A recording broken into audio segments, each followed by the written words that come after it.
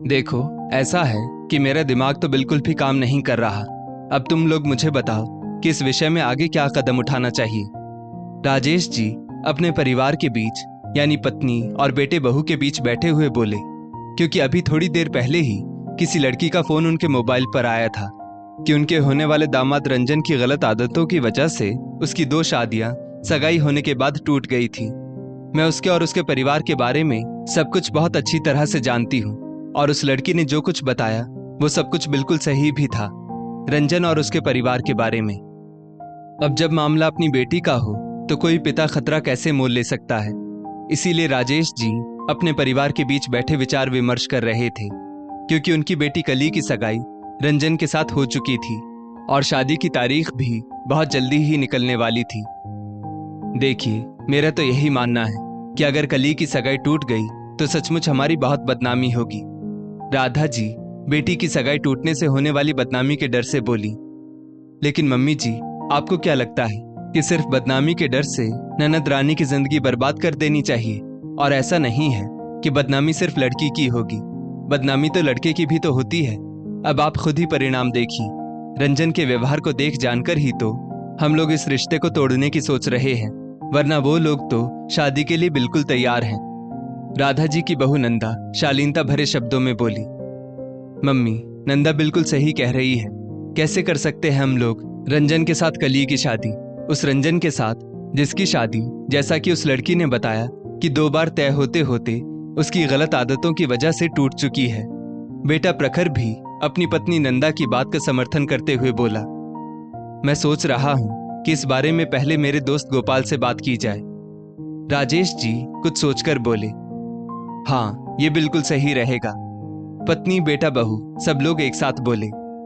अभी सब लोग साथ बैठे ये सब बातें कर ही रहे थे कि तभी डोरबेल चिंगाड़ उठी और जब दरवाजा खोला गया तो सामने रंजन खड़ा था। उसको इस तरह सामने खड़ा देखकर सब लोग अचंभित रह गए। रंजन तुम? सबके सब हक्के बक्के रह गए। जी, मुझे आप लोगों से बहुत जरूरी बात करनी है। आप लोग कली और मेरी सगाई तोड़ने जा रहे हैं ना? रंजन घबराते हुए बोला, लेकिन तुम्हें इस बात के बारे में कैसे पता चला? राजेश जी तो एकदम चौंकते हुए बोले, अंकल, इस बारे में मैं आपको बाद में बताऊंगा। पहले मुझे आप लोगों से कुछ बात करनी है। उसके बाद अगर आप कली और मेरी सगाई तोड़ देंगे तो भी मुझे बुरा नहीं लगेगा। रंजन दुखी स्वर में बोला, रंजन, मुझको सब कुछ साफ साफ बताओ, क्योंकि मेरी कुछ भी समझ में नहीं आ रहा है। राजेश जी बहुत ज्यादा विचलित होकर बोले, क्योंकि उन्हें तो रंजन बहुत अच्छा लगता था, सुशील और संस्कारी, माता पिता का पूरी तरह से ख्याल रखने वाला। इसीलिए अपने दोस्त गोपाल के बताने पर उन्होंने कली का रंजन से रिश्ता तय कर दिया था।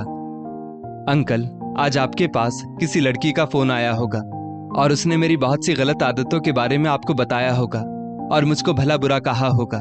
उसने ये सब भी कहा होगा कि कैसे 2 लड़कियों ने मेरी इन्हीं आदतों की वजह से शादी से पहले ही मुझसे रिश्ता तोड़ लिया था। हाँ, बिल्कुल सही बात, लेकिन आखिर वो लड़की है कौन? इस बार राधा जी ने रंजन से प्रश्न कर डाला। आंटी, ये वही लड़की है जिससे मेरी पहले शादी तय हुई थी और वो शादी से पहले मुझसे ये वादा लेना चाहती थी कि मैं उससे शादी करने के बाद अपने माता पिता को छोड़कर उसके मायके में ही उसके मम्मी पापा की देखभाल के लिए रहूं। आप ही बताइए कि मैं कैसे उसकी ये शर्त मान लेता, जबकि उसके एक भाई भाभी भी हैं जो कि अलग रहते हैं, लेकिन मैं तो अपने माता पिता की इकलौती संतान हूँ। बस इसीलिए मैंने उससे रिश्ता तोड़ लिया, लेकिन उसने मुझको धमकी दी थी कि वो मेरा रिश्ता और कहीं नहीं होने देगी, क्योंकि वो मुझसे बहुत प्यार करती है और अगर मैं उसका ना हो सका तो वो मुझको किसी और का भी नहीं होने देगी। इसीलिए उसने कली से मेरी सगाई होने से पहले भी मेरी एक जगह बात चल रही थी तो वहां से भी मेरा रिश्ता तुड़वा दिया और अभी थोड़ी देर पहले ही उसने मेरे मोबाइल पर मैसेज भेजा है कि मिस्टर रंजन, तुम इस लड़की से भी शादी नहीं कर पाओगे। मैंने अपनी चाल चल दी है। अगर आपको विश्वास ना हो तो ये मैसेज आप चेक कर लीजिए। हालांकि उसने अब ये मैसेज तुरंत डिलीट कर दिया, लेकिन मैंने पिछली परिस्थिति से सबक लेकर फटाफट स्क्रीनशॉट ले लिया था। आप एक बार इसको चेक कर लीजिए और मेरे घर के आसपास के लोगों और रिश्तेदारों से भी मेरे व्यवहार के बारे में पता कर लीजिए। रंजन ने झट से मोबाइल खोलकर सबको व्हाट्सएप मैसेज दिखा दिया। अरे हाँ, ये तो बिल्कुल सही बात है, एक एक करके सबने मैसेज देखकर कहा, क्योंकि ये मैसेज उसी नंबर से था जिस नंबर से राजेश जी के पास कॉल आई थी।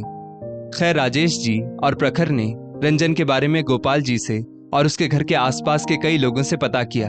उसके ऑफिस जाकर भी जानकारी हासिल की और रंजन हर कसौटी पर खरा उतरता नजर आया। गोपाल जी ने तो रंजन के चरित्र की पूरी जिम्मेदारी अपने ऊपर ले ली और कुछ ही दिनों बाद कली की शादी रंजन के साथ धूमधाम से संपन्न हो गई। आज कली अपने ससुराल में पूरी तरह से खुश है, क्योंकि रंजन में किसी भी प्रकार की कोई बुराई नहीं थी और रंजन और उसके माता पिता कली को प्यार भी बहुत ज्यादा करते और उसका ख्याल भी बहुत रखते। राजेश जी और राधा जी अक्सर सोचते कि अगर ऐन वक्त पर रंजन ना आया होता तो वो लोग कली की सगाई तोड़ ही देते, लेकिन ईश्वर की कृपा से सब कुछ अच्छा हो गया और वो लोग कली को खुश देखकर खुद भी बहुत ज्यादा खुश हो जाते। दोस्तों, इस स्टोरी को लेकर आपकी क्या राय है, नीचे कमेंट करके जरूर बताइएगा और ऐसी ही और भी बेहतरीन वीडियोस के लिए हमारा पेज जरूर फॉलो करें। धन्यवाद।